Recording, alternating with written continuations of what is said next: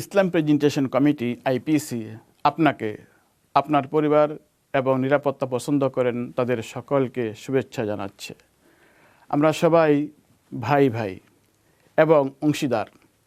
এখন আমরা আপনাদের জন্য 3টি বিষয় পরিষ্কার করতে চাই।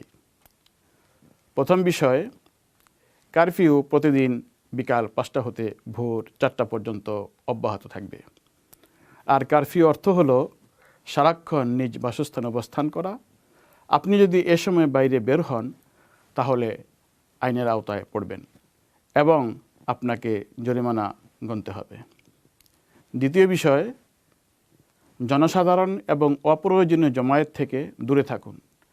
আপনার এবং ব্যক্তির মাঝে কমপক্ষে 2 মিটার দূরত্ব বজায় রাখুন। জীবাণুমুক্তকরণ স্প্রে ব্যবহার করুন। আর কারো সাথে মুসাফা করার পর বা কোনো কিছু স্পর্শের পর আপনার হাত ভালোভাবে সাবান দিয়ে ধুয়ে ফেলুন। তৃতীয় বিষয় হলো, ভয় পাবেন না এবং আতঙ্কিত হবেন না, কারণ আল্লাহ যা লিখে রেখেছেন তাই ঘটবে। সুতরাং অবশ্যই ধৈর্য ধারণ করুন এবং সওয়াবের আশা রাখুন। নিজের বা অন্যদের জন্য উদ্বেগ সৃষ্টি করবেন না। এই মহামারীটি খুব নিকটেই শেষ হয়ে যাবে।